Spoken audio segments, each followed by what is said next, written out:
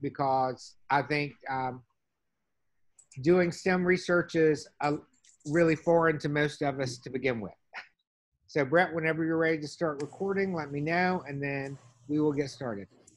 All right, we're good to go. All right. Bu şey olabilir. Hani forç olabilir.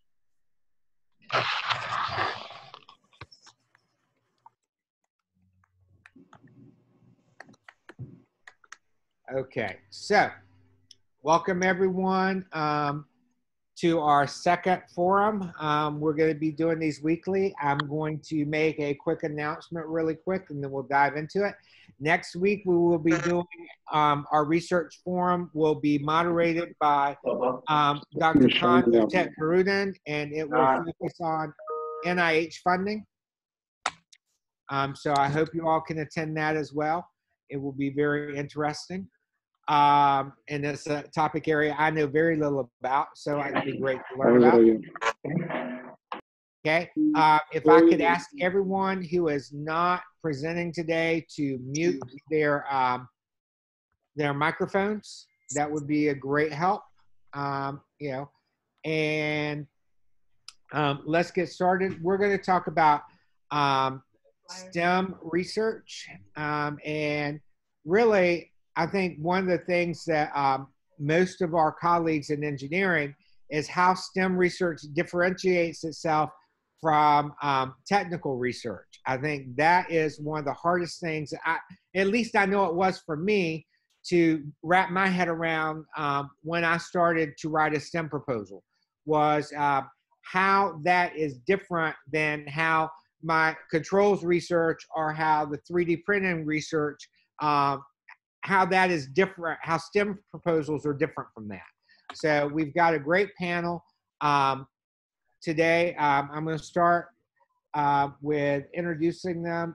We have Dr. Stacy Ringleb, or should I say Professor? Congratulations. Professor Ringleb, I have from Mechanical and Aerospace Engineering. We have Chungshin Zhen from Electrical and Computer Engineering. We have Lukitsa Jovanovic from Engineering Technology.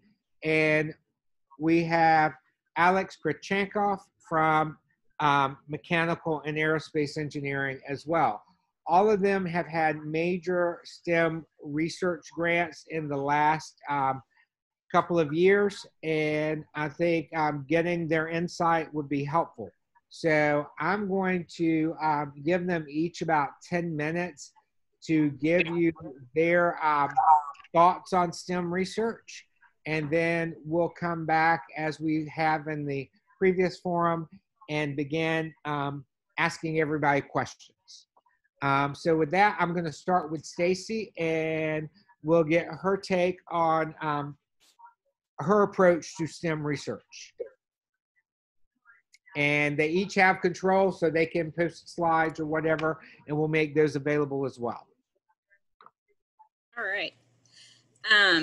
I put a presentation together with Jennifer Kidd, who's in the center of this picture here, for the College of Education, talking about multidisciplinary research teams. So some of the ideas or tips, I guess, I'm going to present to you are came from that presentation. But I thought I would start by telling everyone how I got into some pretty big STEM-related projects or educational research projects. Back in 2015, I had a day where I was home with a sick kid and I needed to teach, and my husband was out of town and I couldn't find a babysitter. So I finally found a babysitter who was a friend's babysitter, and the person was an education major at ODU, and she looked at me and said, "I think engineering is so hard, it's for the boys." And that completely changed my, well, it created a whole area of research for me, but it completely changed my whole thinking on outreach, that just getting kids interested in education was not going to be enough. So that's how these projects I have started. What I did was I got together with a bunch of people, none of whom are on my current research team, and started brainstorming. And what we came up with is the idea of combining engineering and education students together in class projects.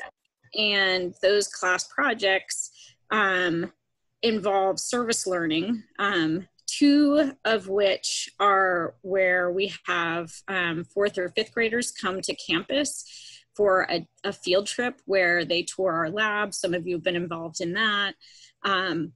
They eat lunch in Broderick Commons, they tour a dorm, and then they have about an hour-long engineering lesson that's taught by engineering and education students. And the research that we're doing on that is twofold. One is looking at the STEM education or the STEM outcomes for both engineering and education students.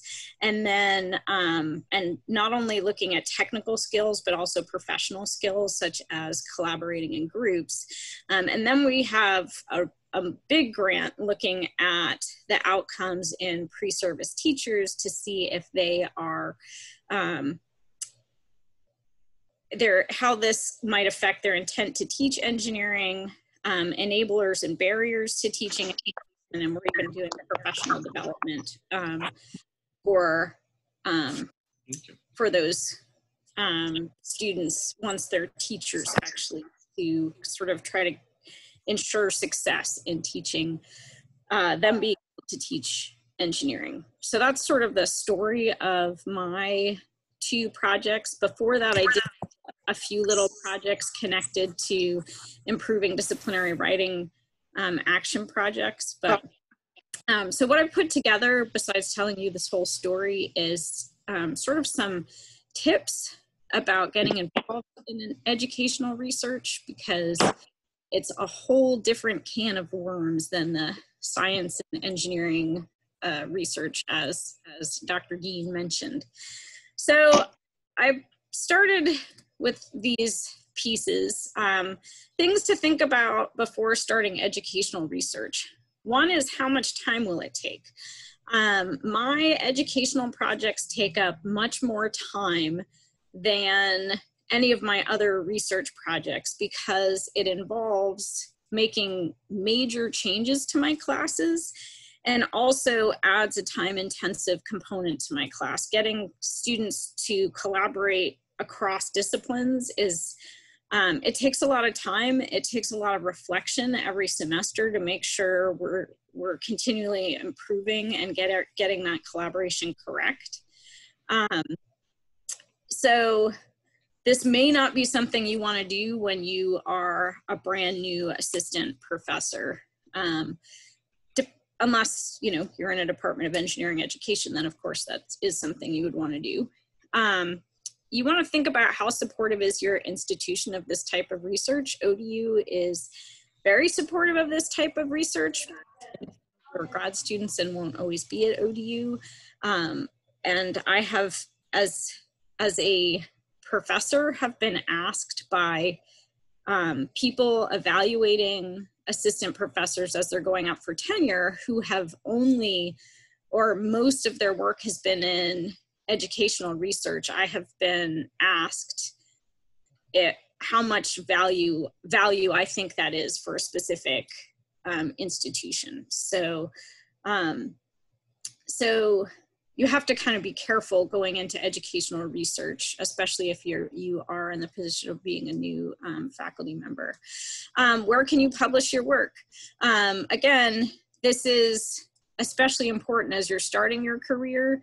It is going to the American Society of Engineering Education conference is great.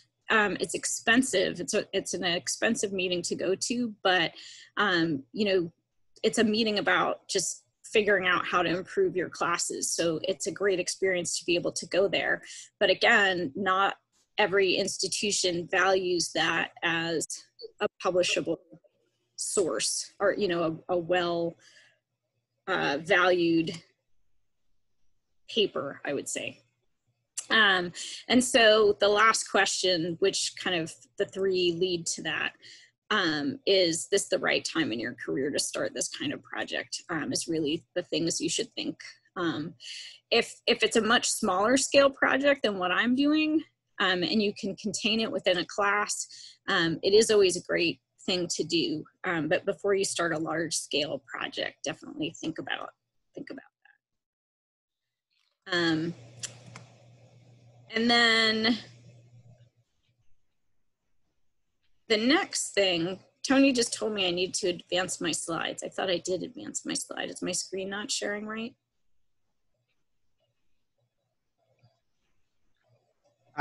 We're still on your slide pages. Yeah, we're viewing your screen, but I'm in presentation mode.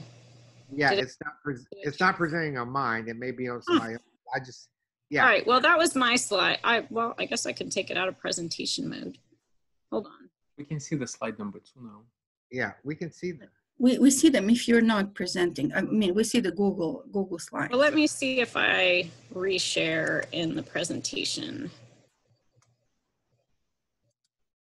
How's that? Can you see my presentation now? Yes. Yeah, we can see it. All right, hold on. Okay, so can you see rules for successful team formation now? Yes, ma'am. All right. So the other thing about working in a project like what I have is it's very multidisciplinary. I work with 5 other professors. I showed you their pictures at the beginning. The only person who was missing was Dr. Ayala. But I work with Dr. Ayala in engineering technology, Dr. Kaipa in mechanical and aerospace, Dr. Pazos in engineering management and systems engineering, Dr. Kidd and Dr. Gutierrez in teaching and learning. And we spend a lot of time together because we talk about all 3 interventions that we do pretty much on a weekly basis, all the research. So talking about people you like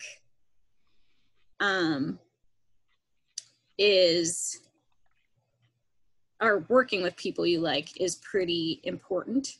And work with people who like you and can tolerate your imperfections. That's an advice, a bit of advice from Dr. Kidd. She is a perfectionist and she knows it. So her tip is, you know, she works with some people who can't stand her editing skills and writing, and, you know, make sure that people can live with your imperfections. Work with people who are willing to do the work. This is not something that you can accomplish with a little bit of work. And just maybe some intellectual contribution and looking at data and reviewing designs like some projects are. There is a lot of work to do, so you have to make sure that the people are really willing to do the work.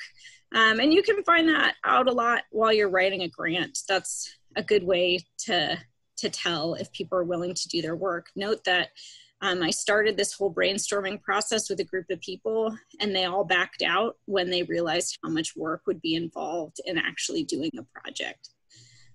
Work with people willing to commit time. Said we meet as a group at least 2 hours every week, but I have sub meetings and I probably spend half my time, especially in the summer when we're analyzing data on this project. Work with people who share your passion, and seeking a balance of talents is also a smart plan too.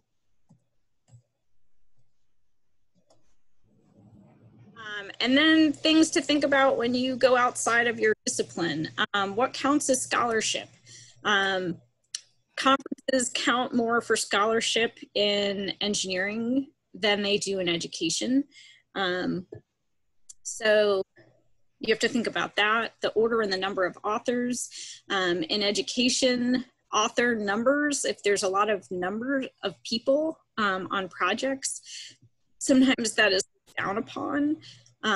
You know, common languages and vocabulary, making sure you communicate well, and how much time do you have to explain or understand other people's discipline. One thing I'm still learning a lot about is educational research. It's just so different than anything I've ever done before.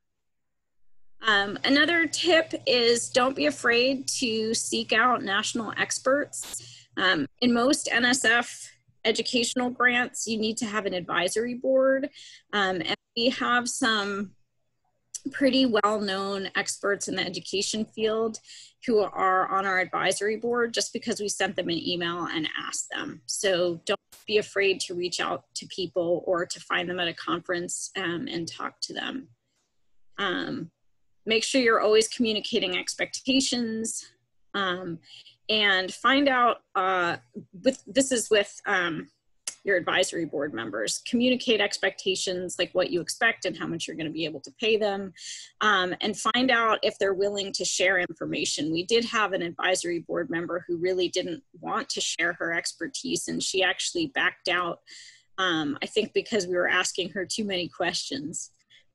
So that was an interesting learning experience. And I would say before you get involved in a really big educational grant, you know, look at who you want to be on your research team.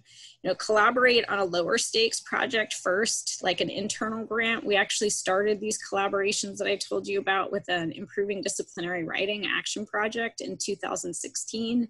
We've gotten some small service learning grants from the university. You know, meet with people. Do people show up for meetings? Do you like their contributions during a meeting, or do they spend the whole time on the phone or not saying anything? Write something together.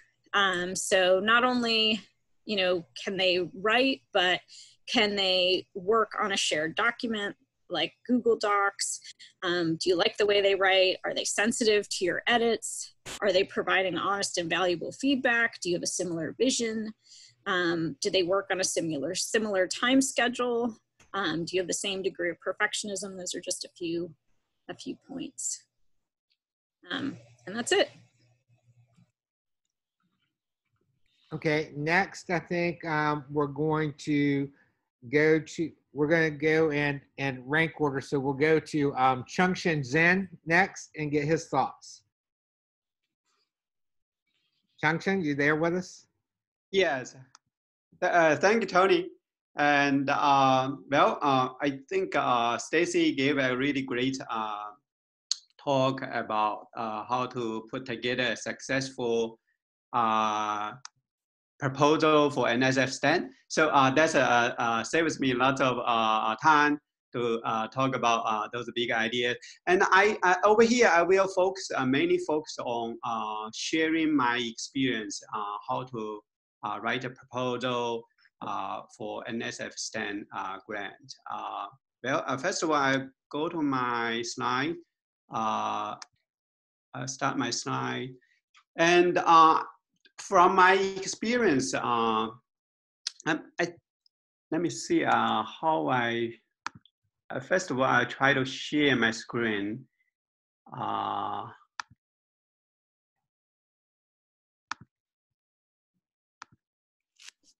Okay. So everybody can see my screen? Yes. Great.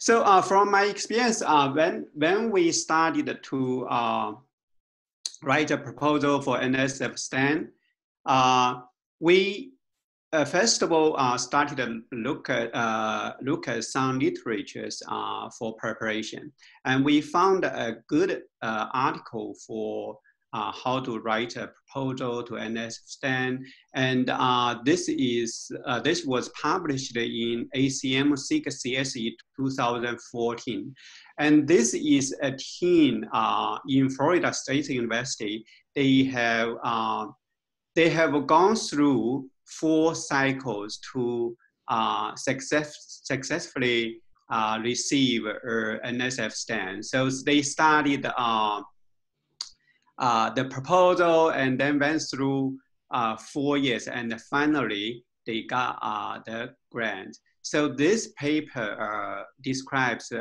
their experience and then the lessons they have learned during this journey.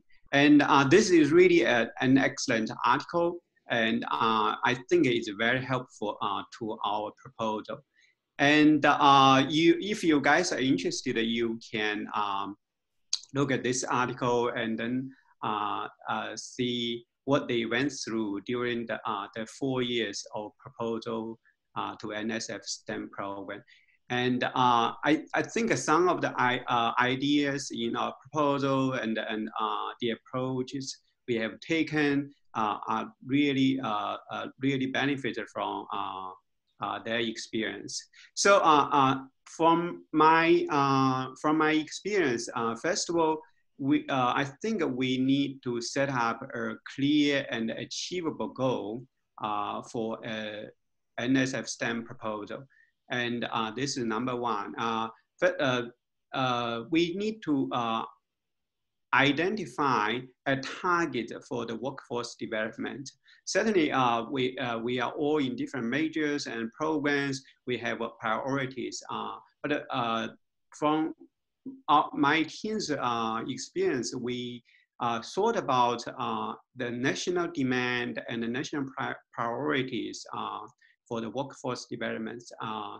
And I think that we probably had a little bit benefited because we were in the cybersecurity, and cybersecurity is really a national priority area, and there is also a strong demand for cybersecurity workforce. So I think that's a good target for our NSF STEM proposal.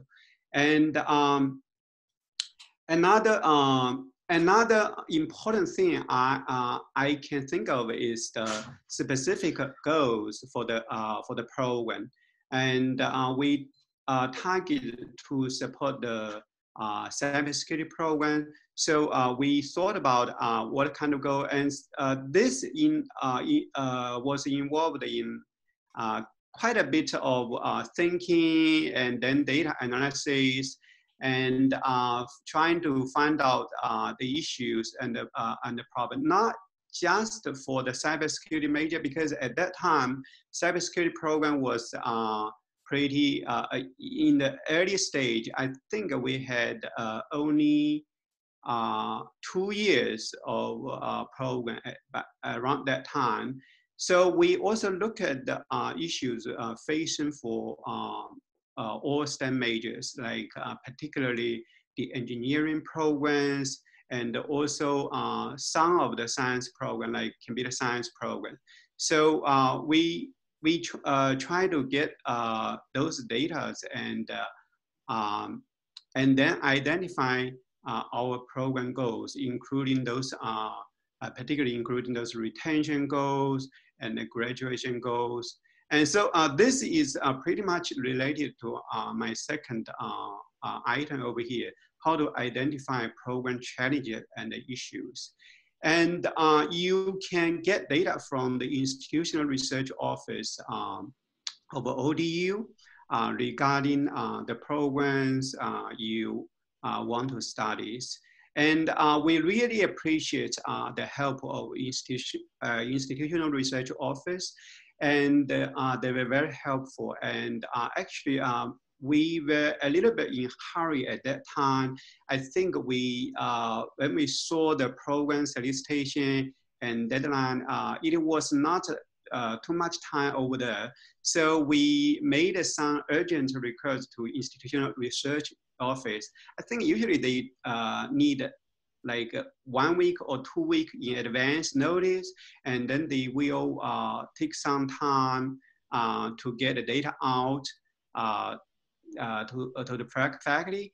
And but we really appreciate they did everything in a short turnaround time. So we got sufficient data from ODU programs. We did quite a bit of research, not just for engineering. I think we also reached out to get data in arts and letters and other schools. The main purpose is for comparative study. We want to look at like relatively to engineering programs, to STEM programs, how good or how bad they do compared with other majors, like in the majors in art and letters. And we found that the retention rate and the graduation rate, I couldn't remember very clearly, but I think there is a big gap over there between engineering programs and other programs. And also we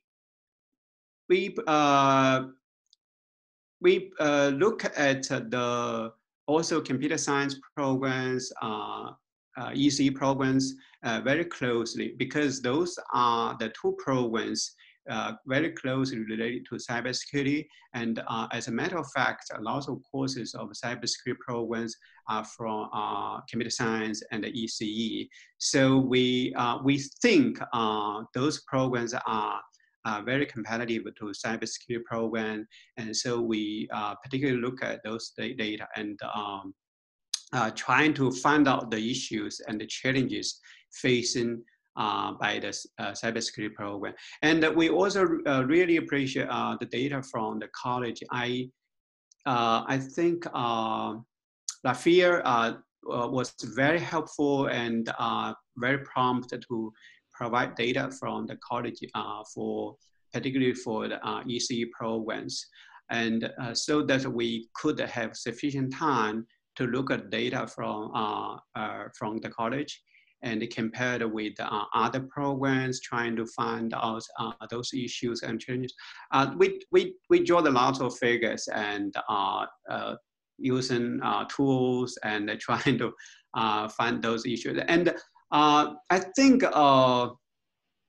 the graduation data, that one is pretty difficult to get, particularly for many other programs. And we were very lucky that the College of Engineering had those data are ready. And the retention data, retention rate data is relatively easy to get. And I think many programs and also institutional research office keep this data very well. And so those are the issues and the challenges we have studied facing the programs. I think though in the proposal, we took a lot of space to study those issues and also describe those issues facing the programs.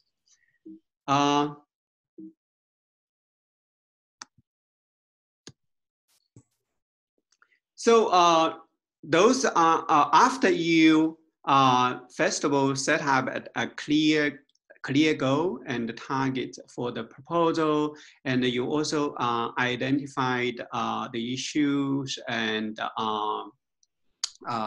challenges facing the programs. I think your proposal is almost halfway down, and the other issues for the NSF STEM program is student recruitment, because our proposal targeted to recruit students from at the freshman level, so directly from the high school.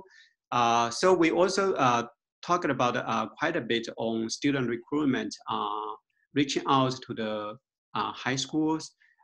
We try to utilize our connections to the school districts, and based on our experience, because we did lots of summer camps, and also we hosted a teacher summer camp. So we do know quite a few people in high school and middle school in Hampton Road. And we also got some connection to the local school district, including those directors for science education. So those are pretty helpful connections. And also we try to target the rural areas. And this one we relatively have little experience, but I think that's also that's an important thing to talk about as well.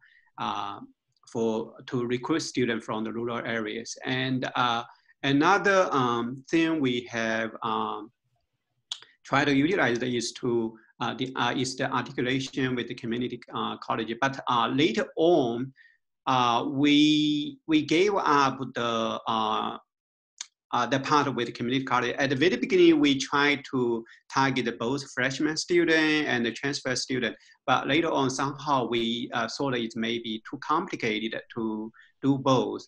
But I think it's also good to have to both, considering that ODU has articulation with the TCC and the TNCC. So that's really one strength that will be very helpful.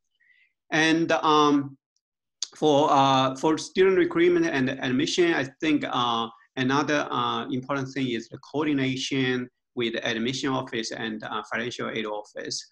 For the admission office, this will be very helpful to reach the freshman student. So you can discuss, or you can reach out to admission office for the help to reach to the freshman students to announce your scholarship program, and also get them help. For instance, they can provide like a college transcript and application data to you for how to select better students. And for the financial aid office, that one you will need them for the eligibility, because the student need to be low income. So they can help you identify the student from a low income family, and also they can also trying to advertise your scholarship program. So they are very helpful to make the program successful. And the last item I want to talk about is knowledge generation.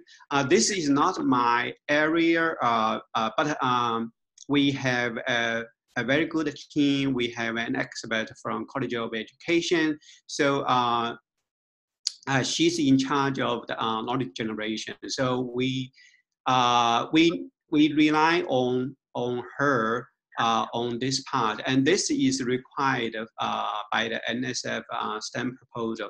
So as suggested by Stacy, I think it's really important to reach out to College of Education to have a good team member from education background to make your proposal strong on knowledge generation. So I think this is a very important part for the proposal as well.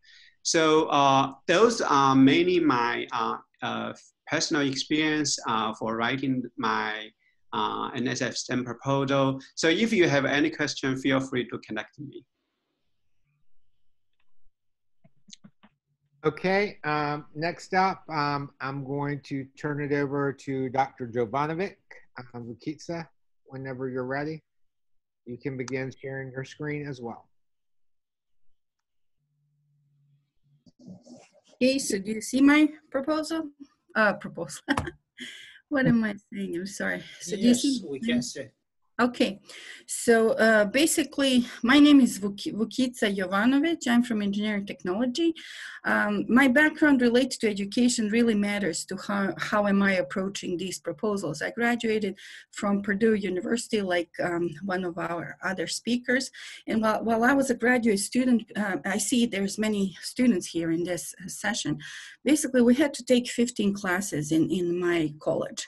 And within these 15, 8 of them were related to the work I'm doing on these research proposals. I'm working in the education area. So I would say you need to know a little bit about statistics. You need to know a little bit about differences in between qualitative and quantitative research. And for me specifically, now we have a project related to the career and technical education. So I did take classes from career and technical education from College of Education. And also I took a dissertation writing class from College of Education as well. And there I learned about different research methods in education. And I think that helps me a lot when I'm framing the proposals when we're applying for these different things. And also things relate to educational assessment, specifically to education. So today I will go through some of these things. And I can see here in a group of people we have today, I think somebody is not muted. It's kind of distracting me a little bit. So if you can please the only thing that you need to know to make the decision. Somebody's talking.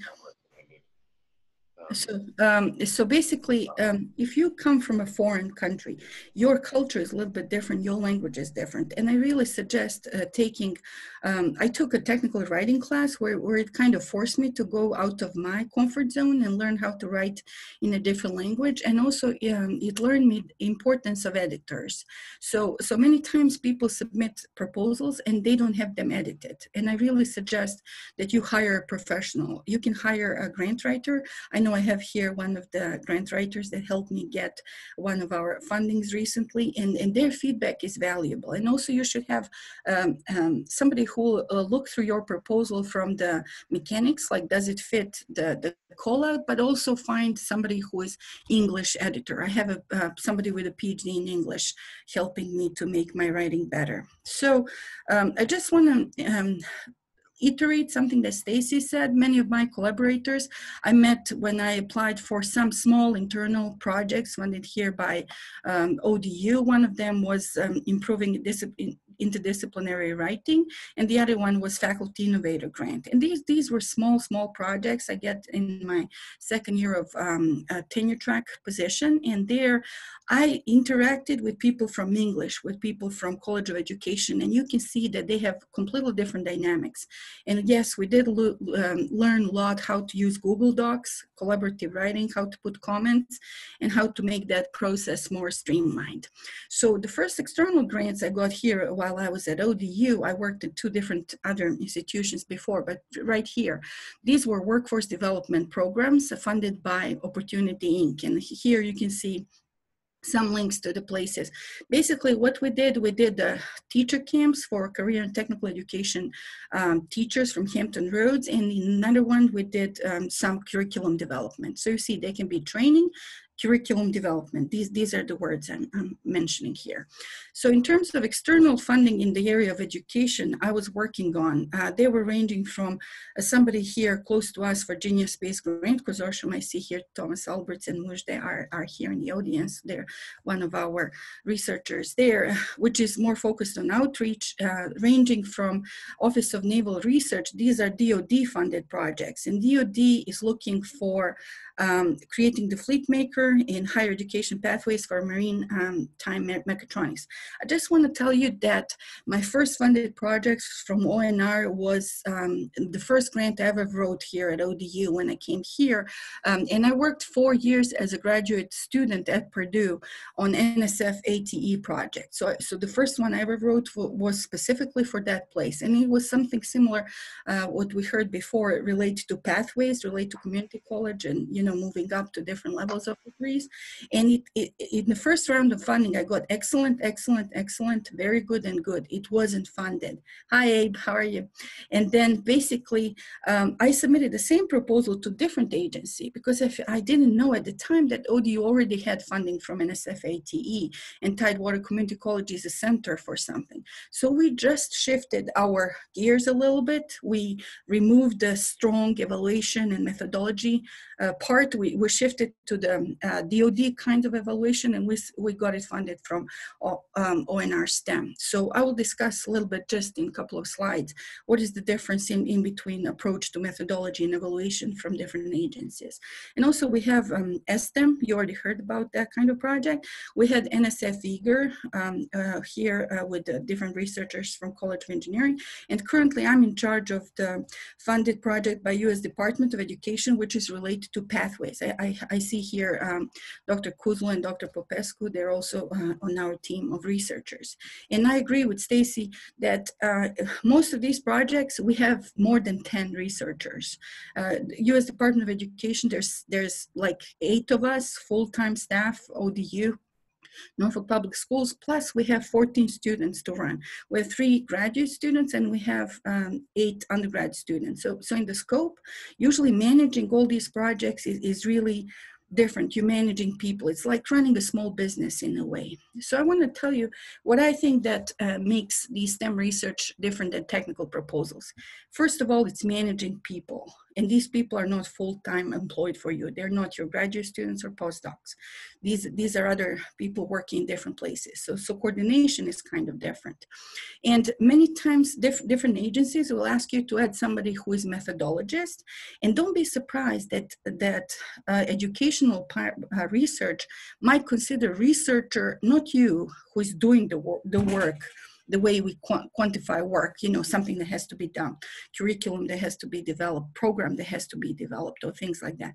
Researcher, in many times in these engineering education proposals, might be somebody who is educator, somebody who is social science, psychologist, somebody completely different than us.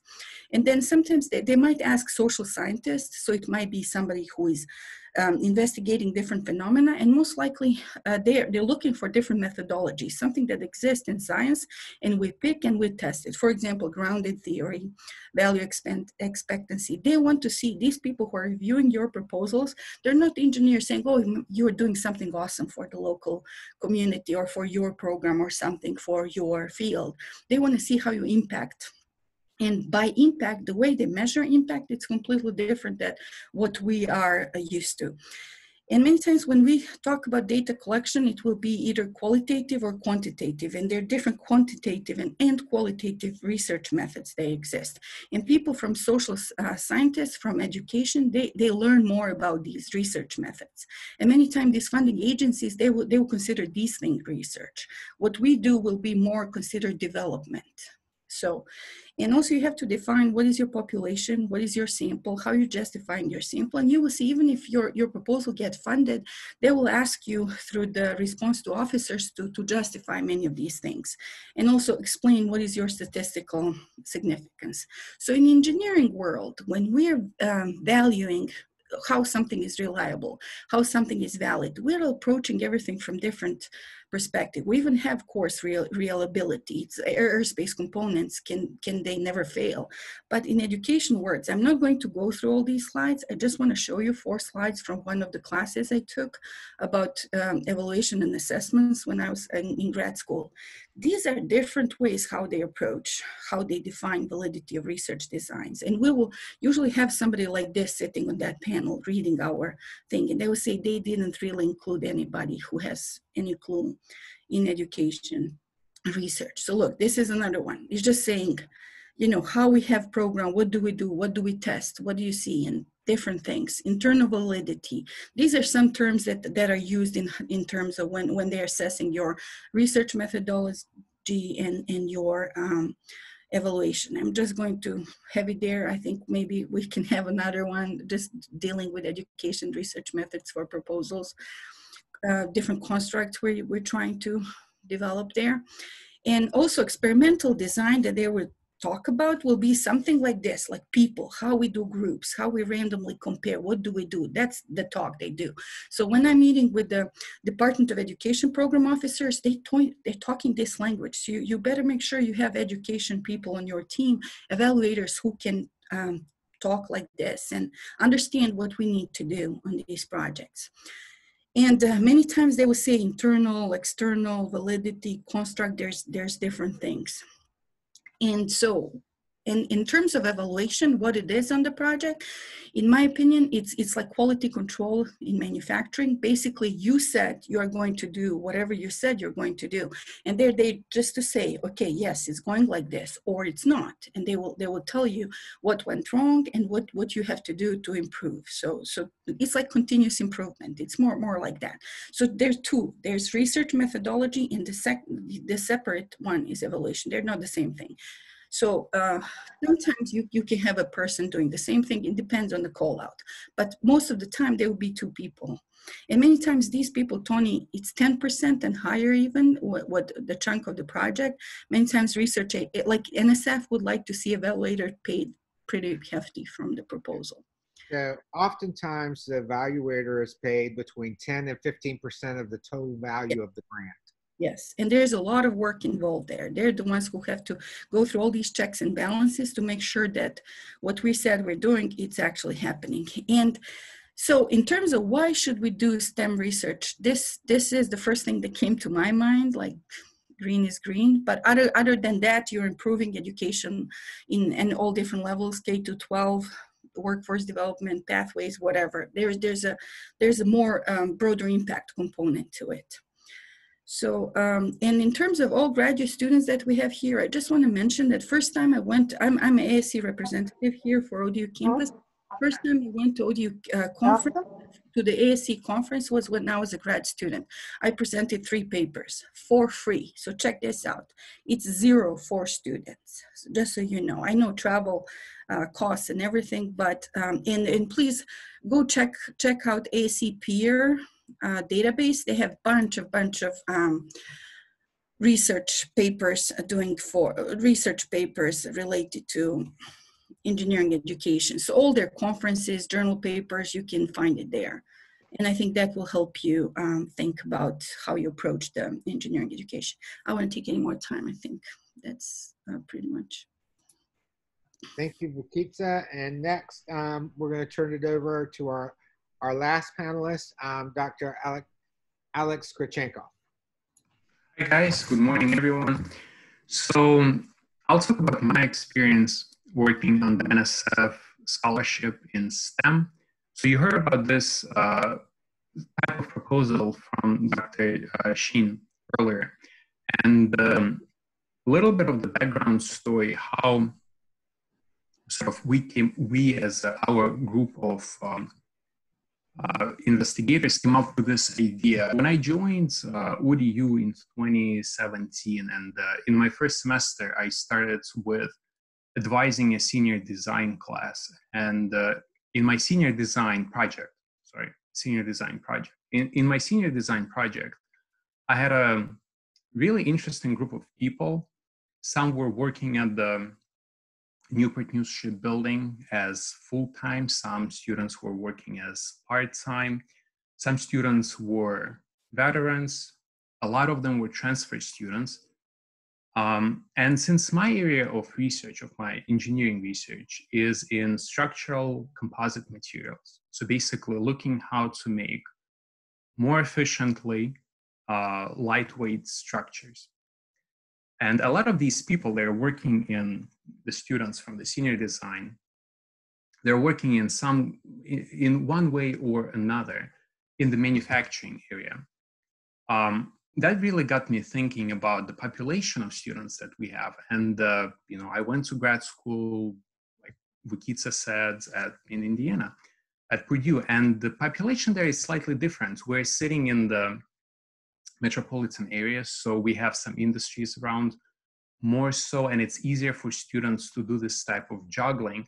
And it's a great thing to do because they have experience working in the industry while getting their degree. However, it also costs them in terms of time. So the really sort of passion that I started developing is how can I support some of these students, because they're very good, high quality, hardworking, with great work ethics individuals. And I thought, they would be really good doing maybe research. Maybe they would be interested in that. So I started getting together with our future team members on the proposal, Dr. Ho, Dr. Ghosh, Dr. Bawab, the chair of the Mechanical and Aerospace. Also, Dr. Dean was very helpful in kind of sharing his experiences. Maybe he'll talk later about. And we had some also other, let's say, mentors to me who helped kind of shape this idea. But basically it was centered around, these are the students that we want to support. So the type of students that I described, second career, working, transfer students, veterans. We want to support them, in their probably junior, senior year, maybe potentially when they decide to go to do grad school. And the area of the field of work that will be interested to them, we decided to focus on manufacturing of advanced materials. So that was kind of the background. And then, when the time came to writing the proposal, as you heard today from different panelists, You can read the papers, you can learn the language, but of course you cannot sort of get to the same level as someone who's been doing this for, the duration of their whole career. So it is very important, if you're considering working on a project like that includes the educational research elements, is to seek collaboration with engineering education, or it can be, in our case, we found a very good collaborator, Dr. Sigularov, from the Department of Psychology. And he works on and actually very same questions that we wanted to answer: how to develop the support mentoring framework for students that will also include research elements in order for them to be more competitive when they enter the workforce area. So the way how I kind of, I really fell in love with this NSF STEM, so scholarship in STEM project, because it really puts, and that's what the program officer also tells, the project puts money into the student's pocket. So as long as you have a good idea and you have a good team and a good and a good educational research question, that's on you, but then the students really get to test how good that system is, and does it really help them? You get their feedback, which is very important to me as an educator as well. So I think Vukitsa, Dr. Jovanovic made the point, like, why would you want to do this type of research? Well, I think specifically to the points that she made, specifically also because it allows you to be a better researcher and better educator at the end of the day. Because as a part of our program, we started with a college-wide needs assessment survey. And I'm not going to go into the details, but working on analyzing those feedback from the students, it really, gave me a different perspective too, which I value a lot as, I still develop my approach to education. So what are some other points? So in the kind of high level view, I see our project as a good overlap between the outreach and mentoring. We conduct different training sessions, technical writing sessions, hands-on workshop for students, so they can learn something that I would commonly do in my lab, and they would also learn from other collaborators, from the other investigators on the project. The other element is the research that the students have the ability to do now, because we have means to support them, to go to conferences, to work on the research projects, etc., and also the educational research elements.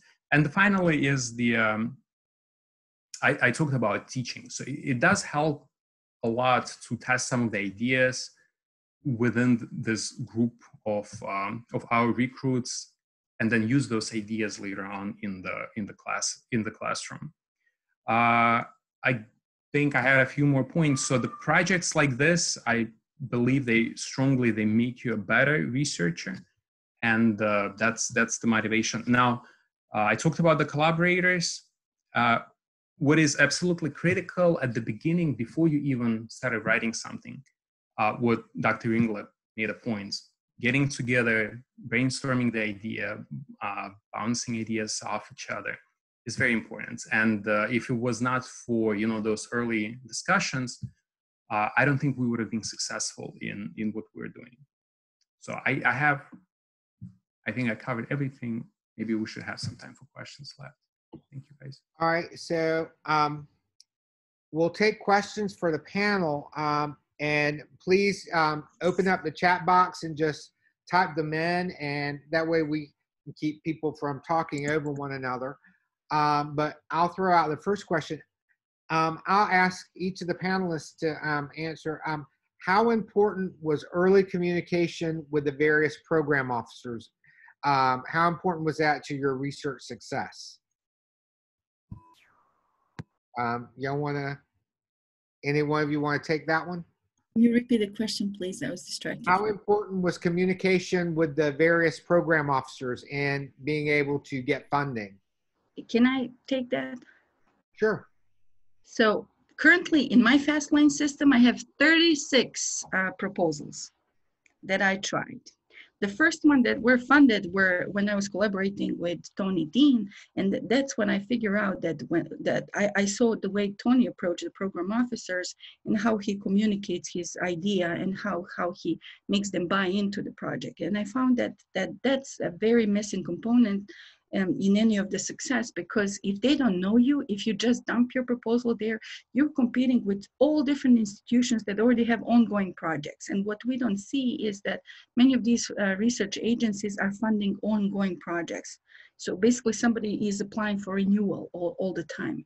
And if they don't hear from us and we shoot for high level project, we're just going to be in a not even discussed at the panel pile, because we probably didn't hit maybe some of these marks. And it gets, many of us like experience that, like scare of talking to the officers, but then once you reach out to them, you would be really surprised how friendly and how approachable they are, because they usually pick that kind of people to be program officers. So one great way is to go to the conferences, and you can schedule one-on-one meeting with a program officer. Like for example, NSF officers are always there at the ASC National Conference. And this year it was a virtual conference. They have exhibit booths every day from 12 to 1.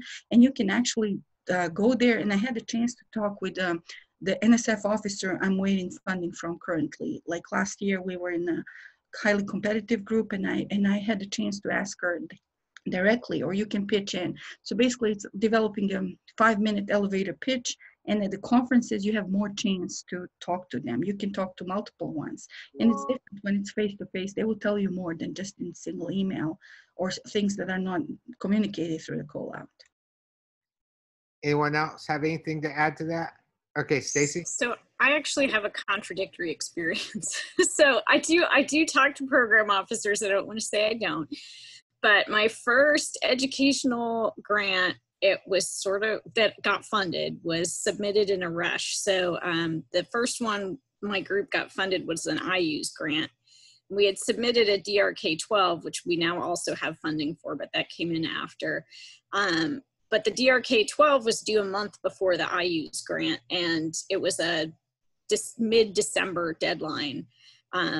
And we just didn't have time to talk to a program officer, and it did get funded. So I have 2 pretty big grants in my career, one even from the Office of Naval Research, where they say there's no way you can get funding if you don't talk to a program officer.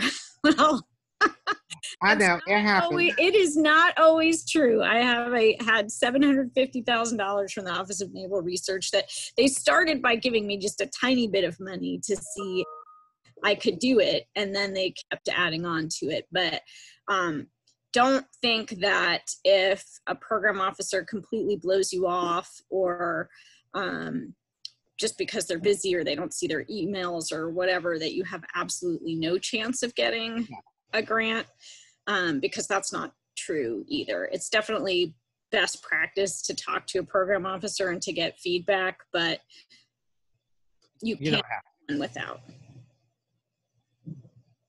Yeah, I think I have a similar experience with Stacy. I think from my experience, it's hard for me to say. It's definitely helpful to visit the program director and then talk to them. I could not see that that's definitely helpful. But on the other hand, I think if you get the chance, if you it's possible, I think it's always good to talk to the program director, because on the other hand, it does not hurt your proposal as well. So if you talk to the program director, but for me, it's hard. I find it's hard to say. It will be definitely helpful. Yeah, I would say if you have an ongoing relationship with a program officer, then certainly reach out to them. You know, because anything less than $100,000 is usually at the program officer's discretion. And there've been times when, you know, you just want a small project. So that's a good way to get one, is by talking to them about your concept. But, you know, by all means, you know, don't be discouraged if you don't have time to reach out to them and do that. Okay, I'm waiting on more questions in the chat box, so please ask questions. And Tony, I think they should also talk with the faculty here. You know, especially there's so many people who had funded research, and it's nice to see when you start anywhere, when you go to a new institution, it's nice to do a little bit of benchmarking and see people around you who's funding them, where the money is coming from, the university you work for, who are the funding agencies that are supporting that university. And if you see your department, similar departments across the state, it's nice to see what would be nice place to start. I'm more talking here to the group of graduate students when I'm giving my advices. So if I may add to that, thanks Wookie for mentioning this. In fact, that's one of the goals, especially for grad students and for anyone who wants to look into these kind of opportunities, just to bring out some people who had funding and relevant experiences in different domains. And like Wookie said, these are not the only ones. Of course, these are the ones that have funding experience that we know. But there are others, so please seek out others. One other point that Wookie mentioned earlier, I would like to emphasize that too, going to conferences. There are these sort of ideas that it's just a waste of money and time. Not really so. In fact, any conference that is relevant to your domain, and in this case STEM, you just not go there to listen to talks, but you also go there to network. And especially these program managers, they go there and they have set aside time. And that's where you actually can talk to them and get their attention.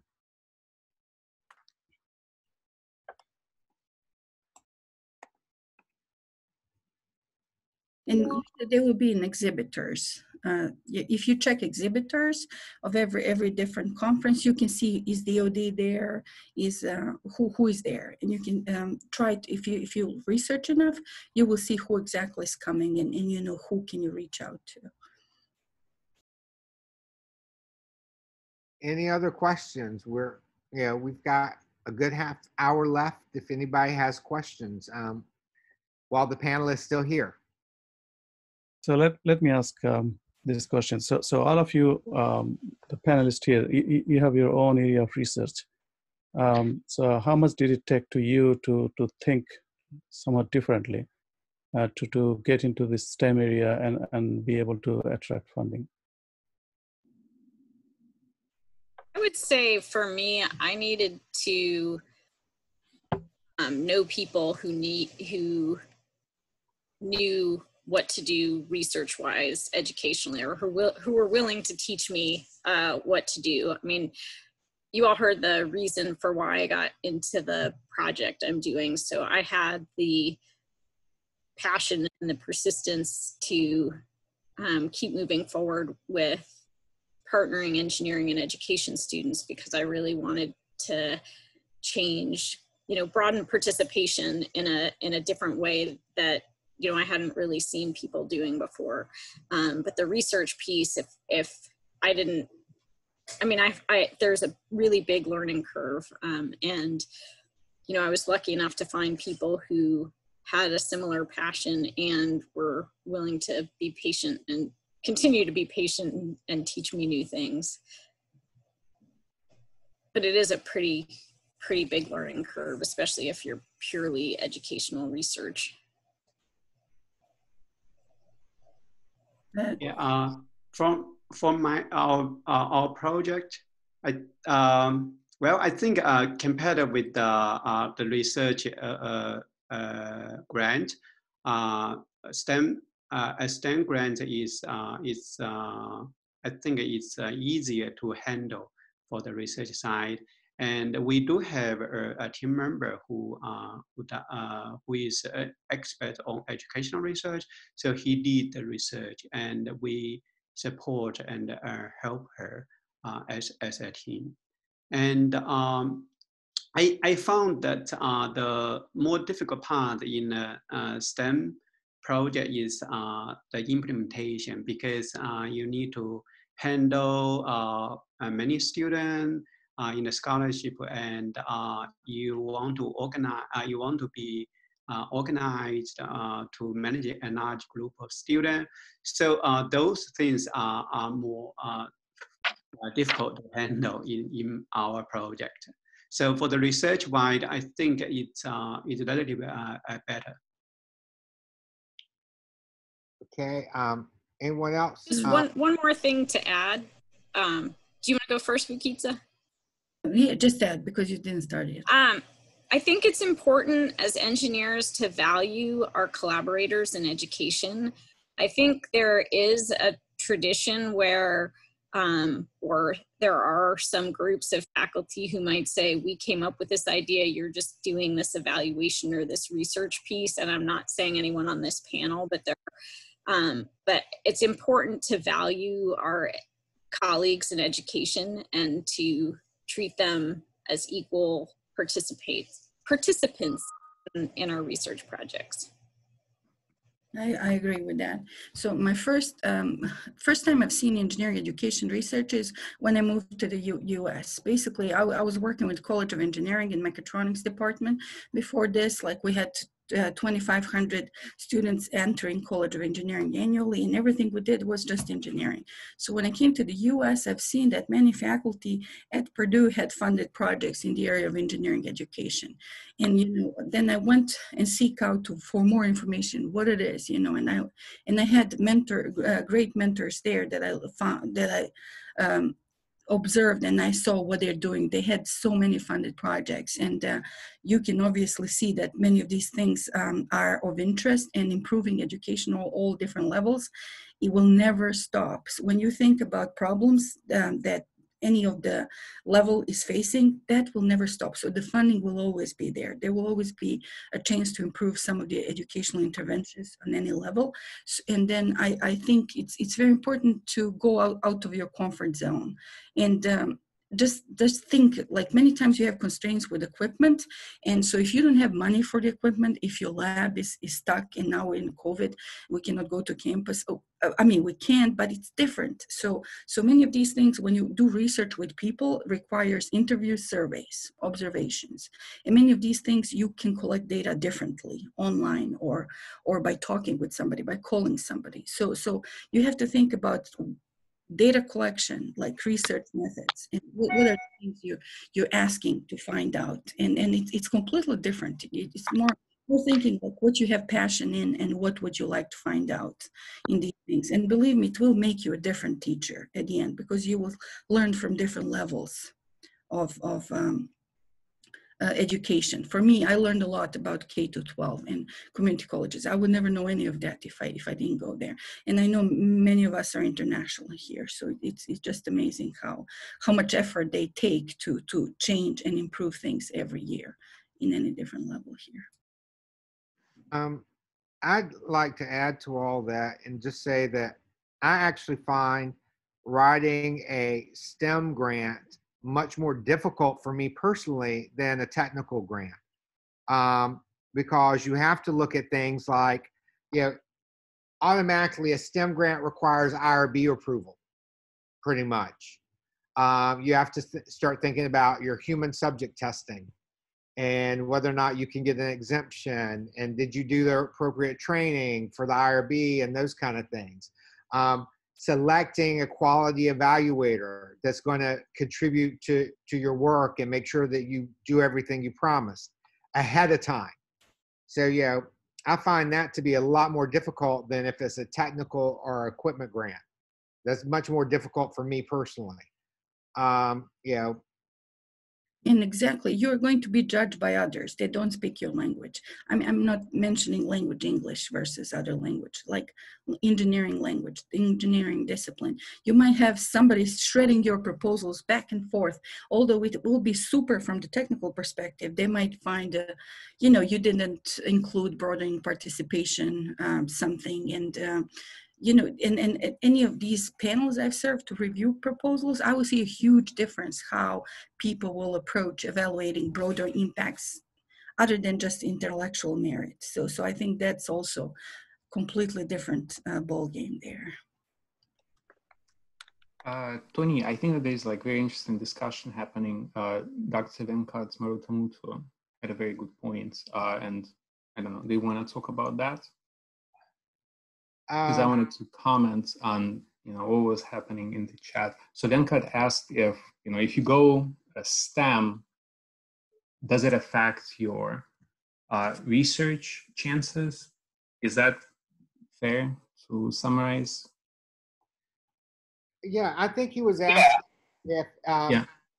if that impacted how people viewed you as a technical researcher. I think it's number one, it's a very good point because we all deal with finite time that we have, right? So you cannot sort of stretch yourself beyond the limit. But I think there's another point is that if you look at the research proposals that, at least, definitely to NSF, but I think as I learn more and more, other agencies too, it's never just the research or just the educational. Like even in the research proposal, you have to have, especially if you look at the career type of proposals, you have to have the educational component. So I think there is a balance to be maintained at the end of the day. But even more so, if you apply for like a STEM-oriented proposal, if you have a good idea and that kind of feeds into the work you were doing as a research, as engineering research, I think that there is no risk, it's minimal risk of what Venkat was pointing out. Because a lot of the work that I'm using now, applying for like career proposal type of grants, I actually, use the work that was created by the students, the very same students that have been able to engage in research and, through this NSF STEM. So I think it's a win-win. You can make it a win-win. We had a question from Sharon Asundi.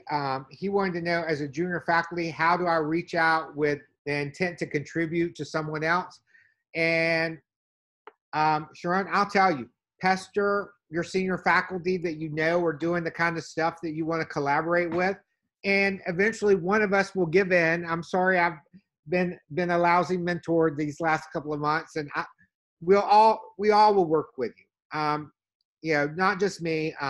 Bukitsa's there. I'm pretty sure, Stacy would have something to contribute to help you get yourself along that path. We all want to help each other going forward. And if you're a hard worker, you will find a spot on someone's team. I can guarantee you that, because, some of us want to work with that aggressive younger faculty. If that makes sense. I'm saying go to whatever university is offering all these workshops they have. I met so many people in, what was the name, Stacy? Improving disciplinary writing, e-portfolio workshops, whatever can improve you as a teacher. And then there I met Konstantin Chigularev or whoever, are these different social science or educational researchers. In fact, in addition to that, last year we started another pilot program in the college, trying to help faculty, whoever may be interested, to work with Dr. Steve Landau, the grant writer. And that was going to be for 2 semesters long. So essentially the idea was this faculty member will work with him, and then in the end we'll come up with a finished proposal. So that went for a semester, but then stopped because it was too much work. We'd like to be able to do something similar to that. So that would be actually sort of hands-on practice, and to get to a proposal the way it should be in the end, hopefully. And I'd like to point out that we had both Stephen Landau and Barbara Mann. Barbara generally takes the lead on STEM proposals for the university in the grant writing office. And so she's another resource you can reach out to. Right. Say hi, Barbara. Yes, Barbara is here. Helping us get funded. And last time Steve was here last week. Yeah, Barbara was instrumental in helping Dr. Jovanovic go after Department of Education funding. Yeah, listening in, so what we're dealing with. And both her and Steve are here listening in today. Steve, thank you too. You're welcome. I had to make a quick comment on that Venkar's question and the follow-up Alex had. And in fact, Stacy sort of asked that question too, or the clarification in that chat. So there are two ways of looking at that question. One is if it is valued by the peers in the institution for promotion tenure, and the other is the peers for review panels, right? So of course, as we know that here at ODU, of course, it's valued. And then the review panels, I think Stacy also made a comment that it may be a little bit difficult early on in your career. And Alex sort of expanded that a little bit to focus on multiple different things at the same time.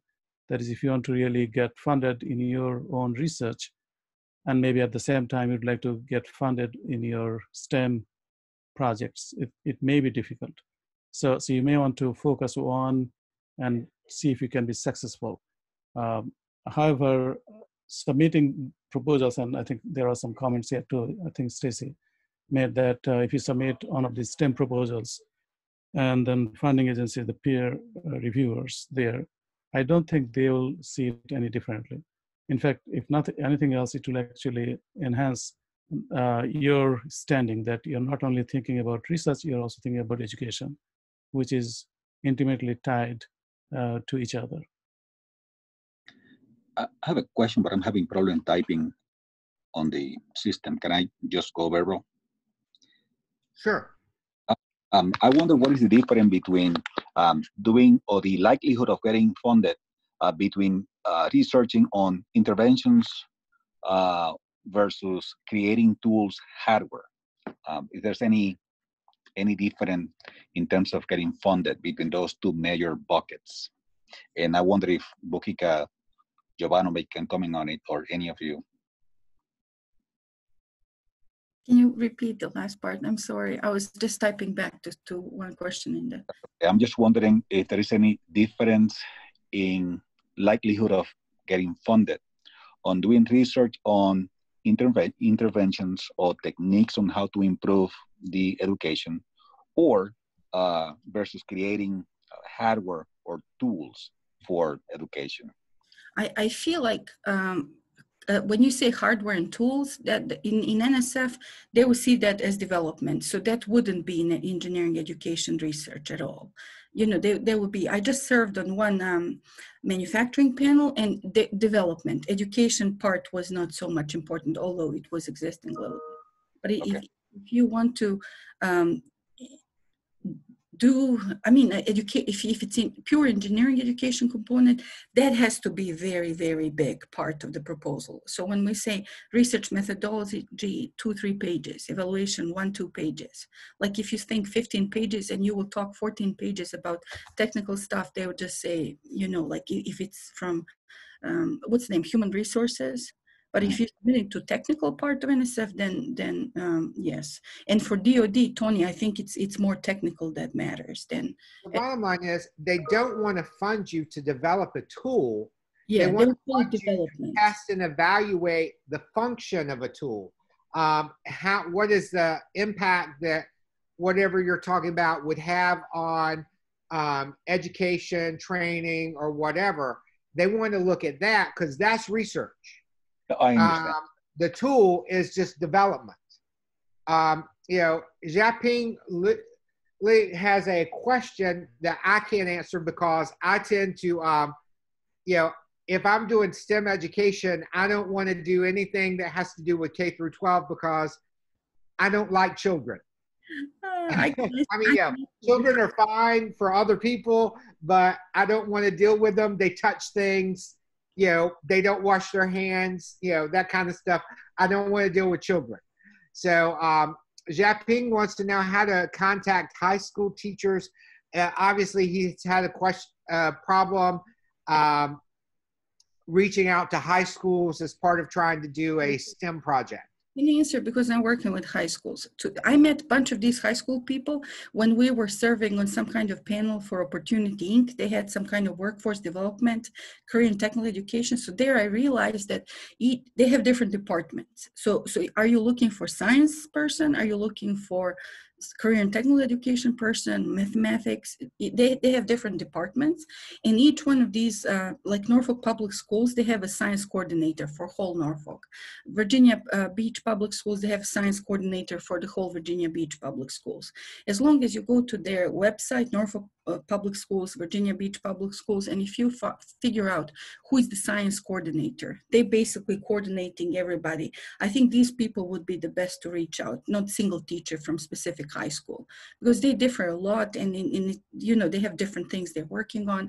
But these people usually are more administrators. They're not teaching as much, and high school teachers have so much prep time, so many curriculum, like they work so much during the day, grading everything. They don't have time to think a little bit outside of what they necessarily have to do 100%. So I would suggest these coordinators, if you can find them. And if you, so do you already have an idea what kind of summer camps you want to organize, or would that be a program funded by specific external agency, or? I've been doing this teaching for years, and I got a small National Science Foundation grant to develop hardware, and I was just getting some basic understanding on, and I do understand that the tool have to be evaluated on how these impact, but in most cases, what I have seen is that people typically do interventions, when what I mean by that is that they evaluate techniques and things they do to the students to see if that improve, and sometimes the actual tool is not there. I teach in hacker spaces, for example, which is completely different from the high school in terms of people can do whatever they want. We can go wild in those environments. I was more answering Zhang Ping Liu's question. Yeah, thank you very much. My idea is that I just would like to establish a kind of long-term relationship with high school. For example, previously I offered courses to Sunday courses to high school students, and then if I can establish such a relationship here again, and then in the future I may use this relationship for many proposals, not necessarily STEM, because currently nearly all proposals are prioritize the STEM education, and then certainly with undergraduate students and also high school students to demonstrate the broader impact with the community. This is basically not related, not necessarily fixed to any proposal, but a broad goal, a broad scope. And I agree with Vukitsa that reaching out to administrators is sometimes better than teachers. Science coordinators, there's a lot of specialty programs within local high schools. So most of our surrounding school districts, for example, have engineering programs. So if you can find out who those people are, if you need a list of people, the Center for Educational Partnerships on campus has been helpful to me. Like if you want to know all the science coordinators in the region, they have the list and all the contact information. That's exactly what I want to say. Like we have Center for Educational Partnerships at OD. And I work with elementary schools, and I start with the principals. They did letters of support for us for our grants, and they always tell us what teacher to work with. And then certain teachers have moved on or been promoted to administration positions in other schools. So our programs have grown kind of that way. But thank you. And sometimes people don't get back to you. It is true. Thank you. You can get their bosses to endorse you. Do you know in this area, Hampton Roads area, any high school, interested in after school courses, for example, in the afternoon, around 4 p.m. or 5 p.m. or even Sunday school? Well, that would be a question you would need to direct to the schools directly. as they said, they can put you in touch with the Center for Partnerships, and they should be able to help with getting those to the right people to answer those questions, Jianping. Okay, thank you. You're welcome. One thing that did come to mind, you know, we think of STEM coming from NSF or even with the DoD, different agencies and all that. There is a difference when you're looking at a mission-specific agency like the DoD or the Department of Ed. They're looking at what's in it for them. You've got to answer that question as well as what you're doing. So that becomes a big issue for them. So just to follow up on that, we would actually, we are planning to do another separate panel for DoD funding later, perhaps in 2 or 3 weeks. Yes. And so first off, let me announce the next panel before we wrap this up.